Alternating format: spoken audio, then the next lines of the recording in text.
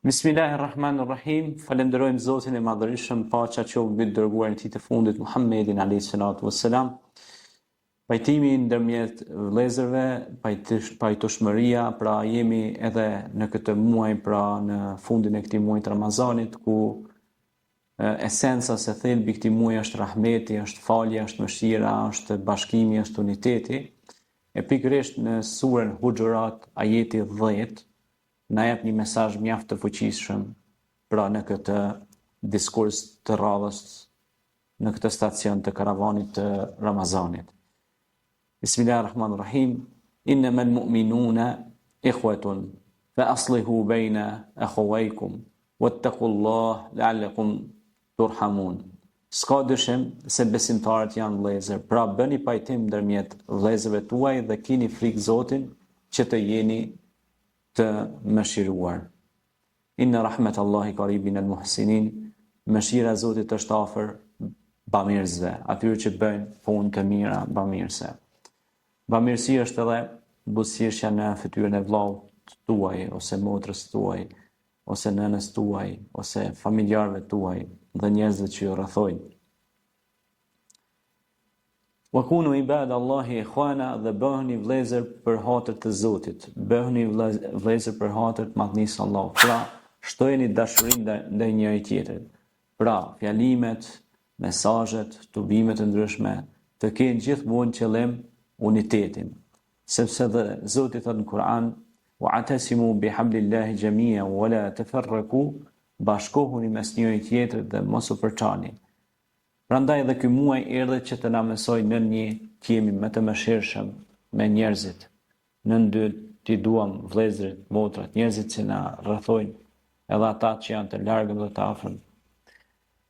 Në tre, pra është ta shtojmë dashurinë mes krijesave të Allahut, sepse edhe ne jemi krijesat e Zotit. E një ndër emrat e Zotit është El-Wadud, dashtuni. Allahu ka dashuri të madhe për ne, që na mu vllaznu mes njëri tjetrit dhe me dash njëri tjetrin illa fillah, pra vetëm për Allahun. Sepse dashuria që bëhet vetëm për Allahun, kuntum tuhibbun Allah fattabi'uni yuhibbukum Allah, pra është ajo dashuri që duhet duhesh vetëm për Allahun e të vëllazërohesh, sepse na mëson edhe pejgamberi alayhis salatu wasalam në një hadith tjetër kur thot: la yu'minu ahadukum hatta yuhibbu li akhihi ma yuhibbu li nafsihi. Nuk keni besuar derisa nuk doni për vëllain ose për motrën tuaj atë që doni për veten e juaj, pra me ja dasht edhe vllaut ose motrës tuaj ose njerëzit që ju rrethojnë. Pra ta keni atë dashuri mes njëri tjetrit, sepse pe shoh sidomos kohëve të fundit ka hyrë mod pra e pjesa që mu përça mes veti edhe mos me pas kur fare gjuhë komunikuese. Nuk është e mirë kjo, për shkak se kur njeriu mbetet vetmia është gjë e keqe, kështu që ne duhet të vizitojmë sa më shumë vëllezërit, motrat, njerëzit tanë, gjakun tonë, farefisin tonë, në iftare, në takime të ndryshme, edhe të shtohet respekti ndaj njëri tjetrit, sepse nuk është buka që na mbledh, po është dashuria për hir të Zotit, se kemi lidhjen e gjakut ose kemi lidhjen farefisnore ose respekti edhe ndaj kujshiut të afërm ose të largëm. Kur dihet se pejgamberi selam ka thënë siletur rahimi min al-arsh, lidhja farefisnore është e lidhur me arshin e Allahut, kush bëhet shkak me majt atë lidhje, bereqeti i Zotit ka me kon me ta. Kurse kush e ndërpren atë lidhje, normalisht që ndihmimi i Zotit bën mbi ta. Pra s'ka dyshim, innamal mu'minuna ikhwatun. Nuk ka kurfar dilema në atë pjesë. Pra, çka i lidh besimtarët? I lidh besimi mes njëri tjetrit. Ata duhen me ruh, me shpirt, me al-aql, me mendje, me al-lisan, me gjuhën e tyre. Pra, sepse këto komponenta që është akli, mendja, lisani, gjuha dhe rohe, që është shpirti, se zemra, mendja, ata janë të lidh mes njëri tjetrit, me njëri tjetrin.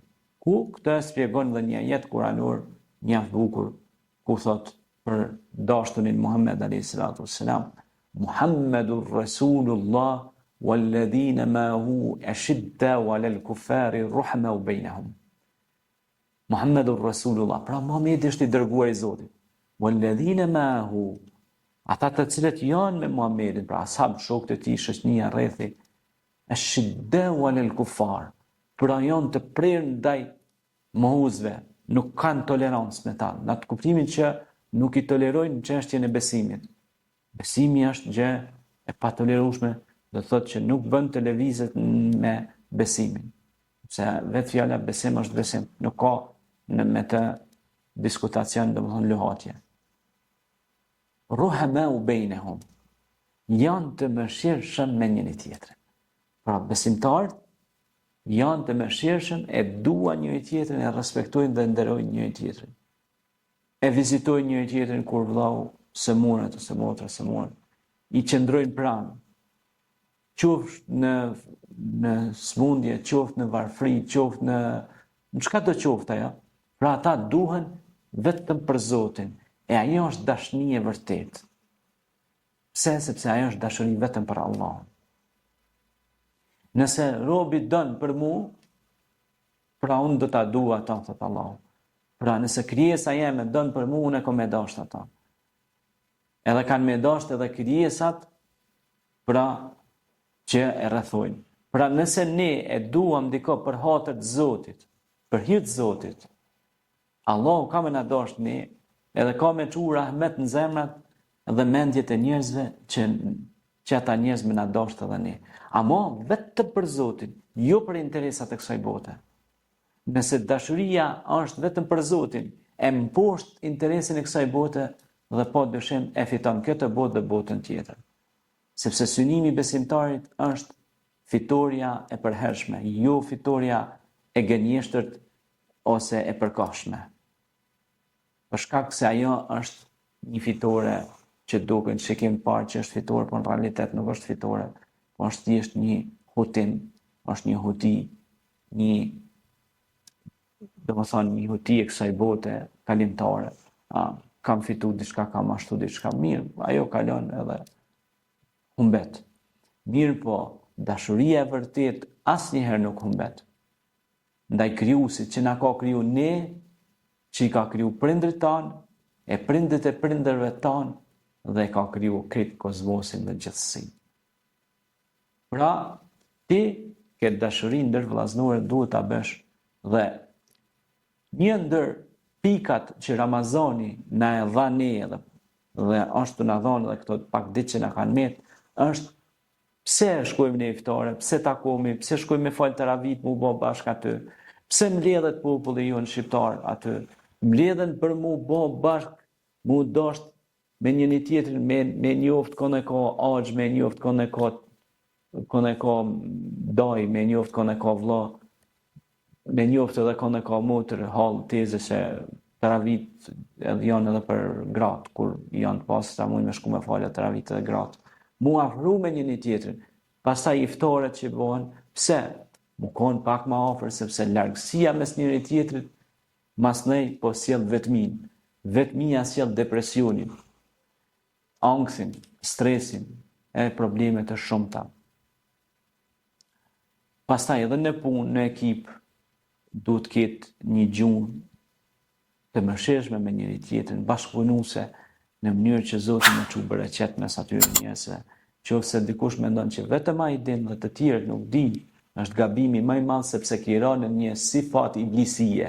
Sifatul iblisie është sifat i kryesorit të dreqen me të mallkum iblisit, që ai mendoi që vetëm ai din e këta tjerët nuk dinë.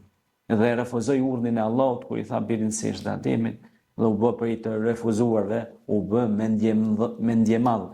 E kapi kibrijati, pra e kapi me një madhësia, për të cilën pejgamberi alayhis salam ka thënë, kush ka sa grinca atomit mendje madhësi, nuk do të janë ndi erën xhenetit. Andaj të kemi shumë kujdes. Të jemi bashkëpunues, bashkëpunonin punë të mira dhe ndalonin nga të këqijat, thot Allahu i Madhëshëm, dhe bëhuni pra vëllezër për hapër të Allahut. Dhe pajtonu pra mes njëri tjetrit dhe keni frikë Allahun. Pra, tutjuni Zotit edhe bashkonu në punë të mira dhe duajeni njëri tjetrin, dhuroni dashuri mes njëri tjetrit, se jeni krijesa të Allahut edhe duhet ndihmoni në punë çka Zoti është i kënaqur me ta. Faleminderit e shihemi në takimin e radhës. Selam aleikum.